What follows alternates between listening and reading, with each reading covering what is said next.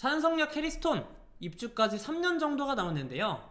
저는 감히 말씀드리지만 이 아파트 산성역 해리스톤이 입주를 하게 되면 위례 신도시 내에 있는 대부분의 아파트와 시세를 비슷하게 할 것이다 라고 봅니다.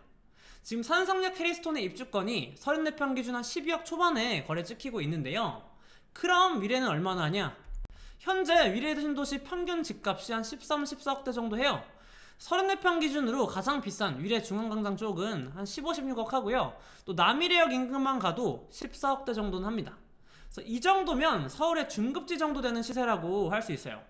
근데 산성역 해리스톤이 위례와 비슷해진다고? 말도 안 되는 이야기 같죠? 어떻게 지금 12억대 거래 찍히는 곳이 아파트 입주한다고 가격이 오르고 또 동네급이 바뀔 수 있나 싶으시죠? 오늘은 제가 왜 산성역 해리스톤이 입주를 하게 되면은 이 위례의 대부분 아파트와 시세를 나란히 할 수 있을 것으로 보는지 그 이유에 대해서 말씀드리는 시간 갖도록 하겠습니다. 산성역 해리스톤이 위례급인 이유 시작하겠습니다. 제가 산성역 해리스톤을 위례급으로 보는 이유는요, 산성역 해리스톤에 위례가 없는 두 가지 장점이 있기 때문입니다. 그게 무엇이냐? 첫 번째는 역세권, 두 번째는 신축이에요. 요즘 역세권과 비역세권의 가격 차이 엄청납니다. 제가 동탄 신도시 예시를 가끔 듣는데요. GTX-A 동탄역 바로 앞에 있는 동탄역 롯데캐슬이 34평 기준 15억 중반입니다. 근데 길 하나 건너면 얼마인 줄 아세요? 한 12, 13억대로 확 줄어들어요. 근데 그게 끝이 아닙니다. 또 길을 한 칸 건너면은 갑자기 아파트가 8, 9억대, 또 한 칸 건너면은 갑자기 아파트가 6, 7억이 됩니다. 그만큼 지하철 접근성, 역세권이 중요하다고 볼 수 있어요. 근데 위례 신도시 지금 어떻죠? 위례에서 지하철과 가장 근접해 있다 볼 수 있는 이 남위례역 인근의 아파트들, 이 아파트들도 위례역까지 도보로 한 8분에서 10분 정도 걸리고요. 길도 한 2개 정도 건너야 합니다. 근데 그 외에 이 남위례역 인근뿐만이 아니라 그 외 다른 아까 말씀드린 위례 중앙광장 쪽이나 북위례 이런 곳들 있잖아요. 그런 곳들은 아예 다 비역세권 아파트 단지들이에요. 근데 반면에 산성역 해리스톤 보시면 어떻죠? 산성역 8호선 산성역을 바로 앞에 끼고 있습니다. 이게 산성역 해리스톤의 강점이라는 거예요. 근데 물론 위례 신도시에 이 위례 신사선 계획돼 있잖아요. 이게 뚫린다면 말이 달라지긴 합니다. 위례 신도시부터 이 강남까지 바로 관통을 하거든요. 근데 문제는 이 위례 신사선 추진이 어렵다라는 겁니다. 사업성이 안 나와요. 지금 아파트 공사비와 마찬가지로 지금 지하철 공사비도 엄청나게 올랐거든요. 근데 아파트는 공사비가 올라도 그나마 지금 괜찮게 흘러가고 있죠. 공사 진행되고. 왜냐? 일반 분양가를 높여버리면 되니까요. 위례 신도시에 지금 아파트 분양한다 해보세요. 34평. 뭐 14억, 15억 받을 수 있겠죠. 잘하면은. 예전에 분양가 7, 8억이었는데 지금 분양가도 같이 2배 올랐습니다. 근데 지하철은 어떻죠? 지하철 통행료가 수입이잖아요. 근데 여러분들 최근에 지하철 통행료가 올랐다 이런 이야기 들어보신 적 있으신가요? 아니죠. 2022년 자료인데 2022년 기준으로 서울에 있는 수많은 지하철 중에서 흑자를 본 노선이 딱 2가지 있었답니다. 그게 2호선하고 9호선이에요. 나머지 노선은 다 적자였대요. 왜 그러겠어요? 2호선, 9호선은 왜 흑자를 봤냐? 보여드리게 되면은 2호선 같은 경우 좀 인기 지역들을 다 많이 관통을 하기 때문에 그래요.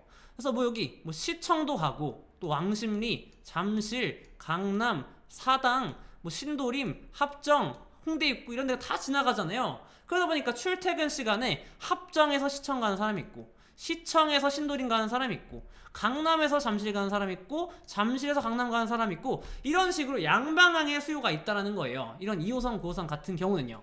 근데 위례신사선 한번 볼게요. 다른 노선도 마찬가지입니다. 다른 노선들도 다 지금 적자라고 하니까요. 위례신사선 같은 경우가 다 적자를 볼 수밖에 없는 이유가 출근 시간에는 이 위례 신도시에서 다 보통 강남 쪽으로 나가겠죠. 출근하러. 근데 출근 시간에 반대로 이 강남에서 위례 오는 사람이 있을까요? 또는 많을까요?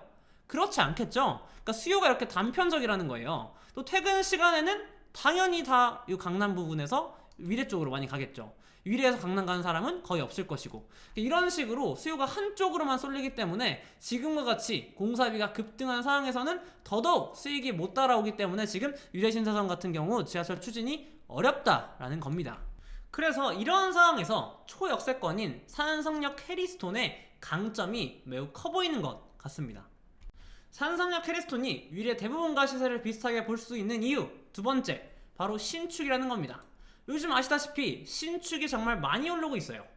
지금 신축과 구축의 가격 차가 역대급으로 벌어지고 있다라는 기사 많이 보셨죠? 지금 구축은 거의 못 오르고 신축만 올라가고 있습니다.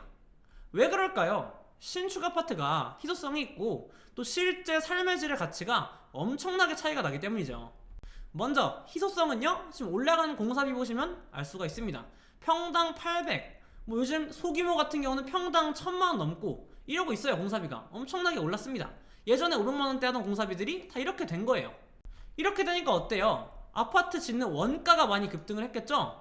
이러다 보니 공급이 급감을 합니다. 왜냐면 분양가도 올라가 줘야 되는데 분양가를 받아줄 수 있는 수요가 적으니까. 그러다 보니까 신축이 점점 줄어든다는 거예요. 구축은 늘어나는데 신축은 점점 줄어들어. 그럼 신축의 희소성이 증가할 수밖에 없겠죠? 여기에 더해 신축 아파트의 삶의 질 말해 뭐합니까? 아파트 외관 이런 것들 다 들어가면은 커튼 얼룩 이런 거 들어가면은 기존의 준신축 구축하고 요즘 차이 많이 나잖아요. 여러분들 길 가다 보시면은 그 차이 이미 느끼실 겁니다. 또 아파트 커뮤니티도 요즘 안 들어가는 수영장 같은 경우도 다 들어가주기 때문에 아마 이런 것들 차이가 확실히 그 입지 차이를 좀 따라갈 수 있는 그런 효과를 낼 가능성이 높아요. 그래서 제가 산성역 캐리스톤의 미래 가치를 좀 정리해보면요, 전 역세권에 산성역 역세권에 대단지 3,500세대 정도 되잖아요. 그리고 신축인 산성역 캐리스톤 생각보다 가격이 높게 올라갈 가능성이 높다라고 생각합니다. 제가 봤을 때는 옆에 붙어있는 이 2020년식 산성역 포레스티아와도 가격 차이가 꽤 많이 날 것 같아요. 그래서 해리스톤이 2028년 정도 들어오면은 포레스티아보다도 8년 정도가 더 신축인 겁니다. 근데 지금 포레스티아가 12억 중반 정도 하죠. 그럼 산성역 해리스톤 가격이 어떻게 될까요? 제가 봤을 때는 그 윗급인 위례 신도시와 시세를 더 붙을 가능성이 높다라고 생각합니다.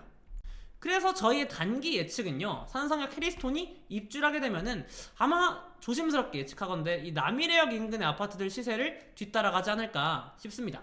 그래서 지금 아까 말씀드린 대로 남이래역 인근이 한 14억 정도 하거든요. 34평이. 해리스톤이 이 정도 잘하면 따라갈 수 있다라는 거죠. 그래서 그 정도만 돼도 위례 대부분의 아파트와 시세가 비슷해지는 겁니다. 14억대만 가도 위례 내에서는 중상급지예요. 그리고 좀 더 장기적으로는 이 산성구역, 산성역 해리스톤 뿐만이 아니라 그 외 성남 재개발 전체, 여기 수많은 재개발구역을 진행하고 있죠. 이런 것들이 다 진행이 돼가면서 이 구성남이란 지역 전체가 위례 신도시를 따라잡는 이런 격차가 좁혀지는 상황이 벌어질 것이라고 봅니다. 그래서 저는 위례 신사선이 안 뚫린다는 전제하에 앞으로 10년 정도 되면은 이 두 도시, 이 위례와 구성남의 시세가 비슷해질 수도 있지 않을까 조심스럽게 예측을 하고 있습니다. 특히나 위례 재건축이 어렵잖아요. 근데 지금 연차 차이도 많이 벌어질 가능성이 높죠. 산성구역이 2028년식 정도 될 것 같은데 위례 대부분이 한 2013년부터 들어왔습니다. 2013, 15, 17 이 정도죠. 연차 차이가 몇 년 차이에요? 거의 15년 차이 나잖아요. 15년 차이. 근데 앞으로 이런 다른 재개발 구역들이 입주를 해. 그러면은 아파트 20년 차까지도 나는 건데 20년 차.